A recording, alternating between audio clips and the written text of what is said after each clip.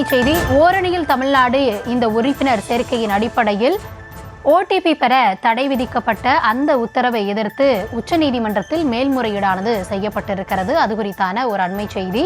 வழக்கு வரக்கூடிய திங்கட்கிழமை விசாரணைக்கு எடுக்கப்படும் என தலைமை நீதிபதி தெரிவித்திருக்கிறார்.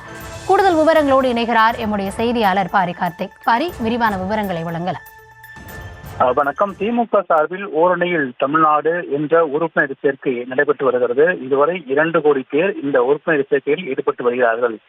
தமிழ்நாட்டை பொறுத்த வரைக்கும் திமுக 2026 சட்டமன்ற தேர்தலுக்கான பணிகளை முன்கூட்டியே துவங்கியிருக்கும் நிலையில் தற்போது ஓரணியில் தமிழ்நாடு என்ற பெயரில் தமிழகம் முழுக்க அனைத்து வீடுகளுக்கும் சென்று உறுப்பினர் சேர்க்கை நடைபெற்று வருகிறது. அந்த உறுப்பினர் சேர்க்கையின் போது பல்வேறு விஷயங்கள் பொதுமக்களிடம் கேட்கப்பட்டு வருகிறது. பல்வேறு கேள்விகளை கேட்டு இறுதியாக மீண்டும் தமிழ்நாடு முதலமைச்சர் திரு மு க ஸ்டாலின் அவர்கள் முதலமைச்சராக வர விரும்புகிறாரா, ஆமனில் திமுகவில் நீங்கள் இணையலாம் என்ற ஒரு இறுதியாக ஒரு கேள்வி கேட்கப்பட்டிருக்கும்.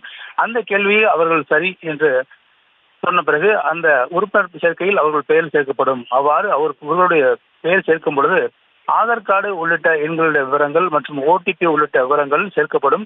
இதன் அடிப்படையிலே அதாவது திமுக சார்பில் ஆப் மூலியமாக இந்த ஓரணியில் தமிழ்நாடு என்ற ஒரு ஆப் மூலியமாக தான் உறுப்பினர் சேர்க்கை நடைபெற்று வருகிறது.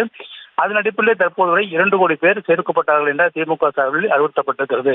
இதன் அடிப்படையில் அந்த ஓடிபி பெறுவதற்காக சென்னை உயர்நீதிமன்றம் தடை வைத்திருக்கிறது. பொதுமக்களிடம் அந்த ஓடிபி பெறுவதற்கான தடை வைக்கப்பட்ட நிலையில் தற்காலிகமாக அதை எதிர்த்து திமுக சார்பில் டெல்லி நீதிமன்றத்தில் மேல் முறையீட்டு மனு தாக்கல் செய்யப்பட்டிருக்கிறது. அதற்கான விசாரணை வருகின்ற திங்கட்கிழமை வரும் என்று எதிர்பார்க்கப்படுகிறது. தொடர்ச்சியாக இந்த ஓரணியில் தமிழ்நாடு என்ற அந்த நிகழ்வுக்கு தடை விதிக்கவில்லை. ஆனாலும் கூட பொதுமக்களிடம் அந்த ஓடிபி பெறுவதற்காக மட்டுமே சென்னை உயர்நீதிமன்றம் தடை வைத்த நிலையில் அதையும் எதிர்த்து தற்போது திமுக டெல்லி சென்று முறையீடு செய்திருக்கிறது. அதன் அடிப்படையில் வருகின்ற திங்கட்கிழமை இந்த வழக்கு விசாரணைக்கு வரும் என்று எதிர்பார்க்கப்படுகிறது.